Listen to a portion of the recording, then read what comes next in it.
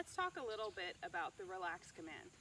This command's really cool because it's sort of a dual purpose command.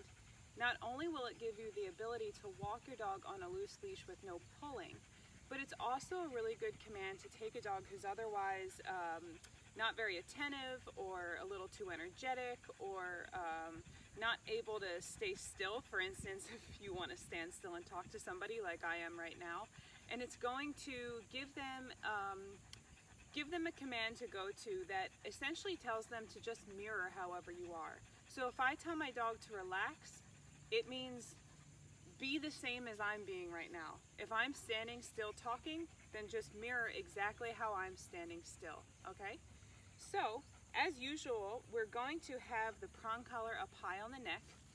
And often I like to have the bolt snap, just like we discussed in the other commands, either on the same side that I'm on or underneath. On a dog like Ranko, this long coat style dog, you really need to take care to how you're adjusting the collar and make sure that you're gently moving the skin and the hair down away from the collar every time you adjust it. And you may need to adjust your collar frequently. That's okay. You're a good boy. So, when I begin the relax command, I need to make sure that I'm very, very, very consistent with my expectations, or the command's going to fall apart really quickly. And by fall apart, I mean the integrity of it and what it helps the dog through is going to fall apart really quickly. So one of the first rules for the relax command is no sniffing the ground. The next is no going potty during the relax command. And of course, above all, absolutely no pulling on the leash whatsoever. All right, that's going to be really, really important. Those three work really well together. If you let one go, the rest of the command will snowball, I promise. So when you're out walking your dog, if you want your dog to be able to go to the bathroom, do not use the relax or the easy command. Simply let your dog pull a little bit on the leash or be at the end of the leash to go potty, sniff the ground, whatever. And once you put the dog into a command, that's when the expectations turn on. It's like you hit the start button on what you're asking the dog to do. So I have my collar up high on his neck where it's the most effective.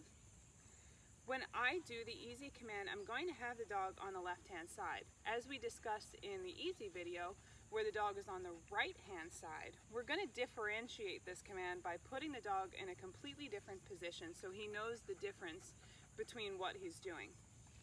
So, for starters, I like to have my 6-foot leash in my left hand, and I like it to be very, very relaxed. You don't want to be holding the leash like this or like this. The relax command is just that, it's relaxed. Now, my test for my students and myself too is that if you cannot hold the leash very loosely in your hand, say with 2 fingers, or without closing your fist on it, where you can have open fingers and the leash just draped through it like this. If you can't do that, then your dog is pulling. Okay, so keep that in mind as you're practicing. To test myself, I really like to have the leash very loose. If I feel like I can't hold my dog or the leash is getting out of my hands, then I probably should have made a correction some time ago.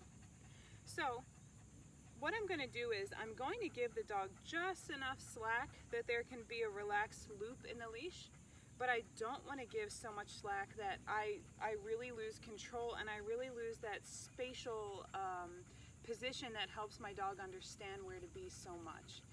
I want him to think about mirroring me. He doesn't have to be quite so tight as he is in the easy command where everything is a lot more detailed, but it helps him stay where he's supposed to be if I give him just enough leash to understand what position to be in, but I'm not forcing him there. And I'm not giving him so much leash that he has no clue where to be and he can get himself in a lot of trouble. So when I say relax, typically, especially if my dog is not already in a working mode, I like to gather my dog up. Come here, bud.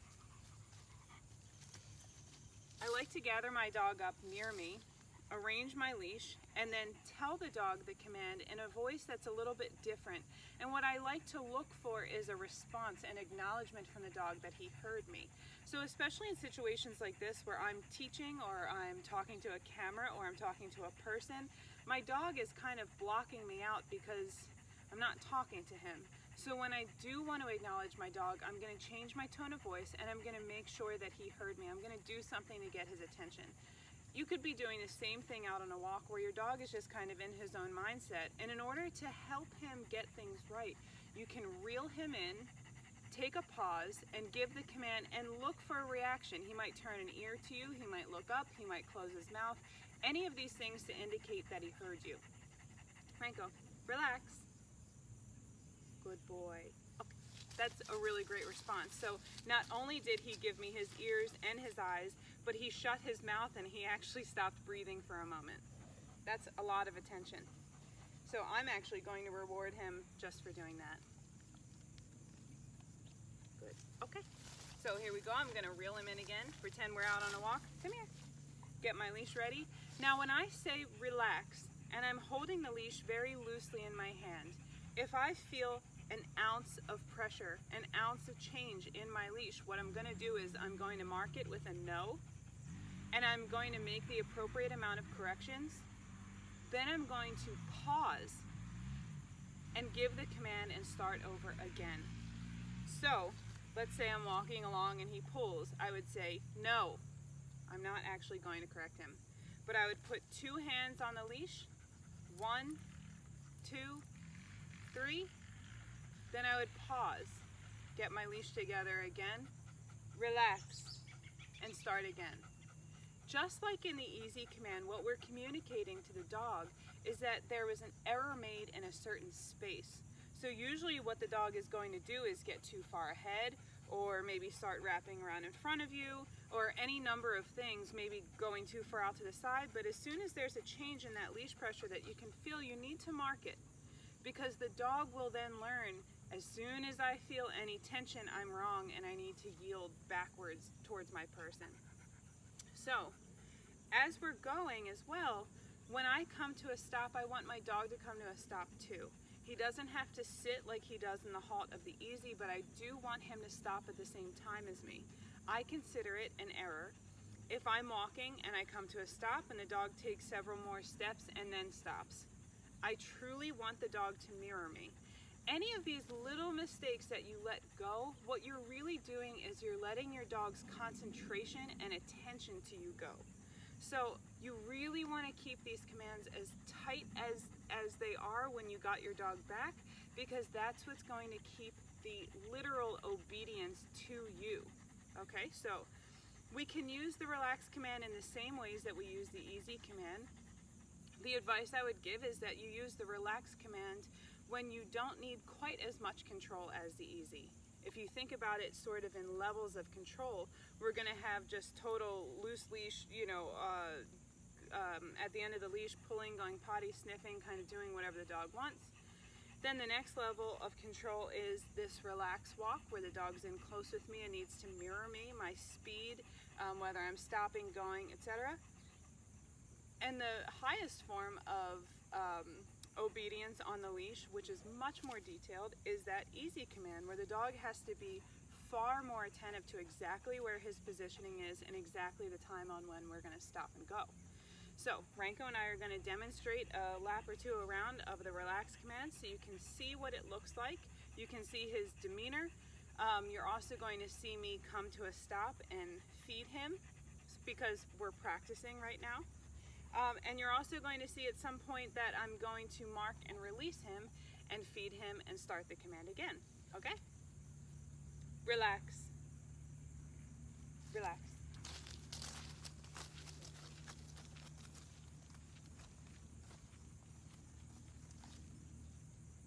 Good boy.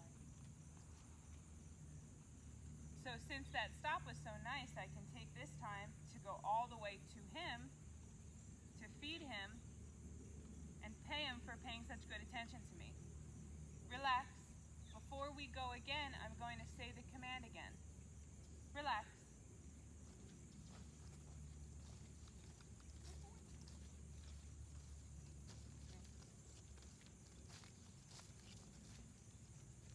And you can see just how slowly I'm walking. He has to mirror whatever I'm doing. No.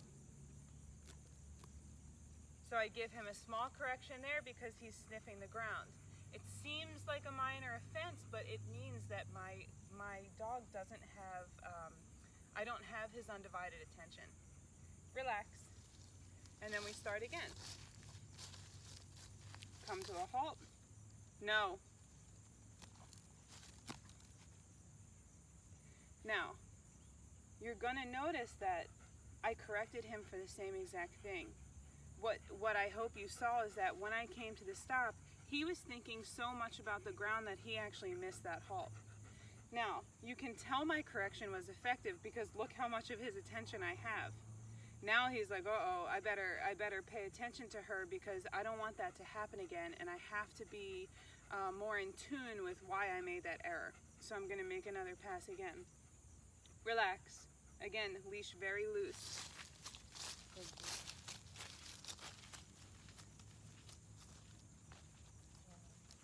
Okay, good boy. Now that was a mark and release. I can feed him there. Now I can set up for another one. Relax. Yeah, good boy. Oh, good boy, good. It's really important to take this time to really teach the dog in small clips what you expect, and it's not really just for them, it's for you as a handler to really get accustomed to how to make corrections, how to be really consistent with your expectations, and just make all of this leash handling and dog knowledge second nature to you. So you can't really practice these little batches too much. You know, some of my favorite places to practice the relax command are in any area where the dog is very excited and wants to move quickly to something. For instance, if you know that your dog gets really excited to go out the front door, by all means practice the relax command in that 5 feet from putting the leash on to walking to the front door, or from the front door to the car, or something like that. It's the perfect time to teach your dog to inhibit themselves, and it's also the perfect time for you to practice your skills and what you expect. Okay, we'll do one more. Bring him over here. Relax. That's excellent. Here we go. Good boy. Relax. Relax. Relax. Relax. Okay, good boy. All right, there you have it. So, just to review, dog is on the left-hand side. What we're gonna do is have our leash in our left hand, looped around with maybe a foot or so of slack, just enough so that there's a comfortable loop in the leash for your dog.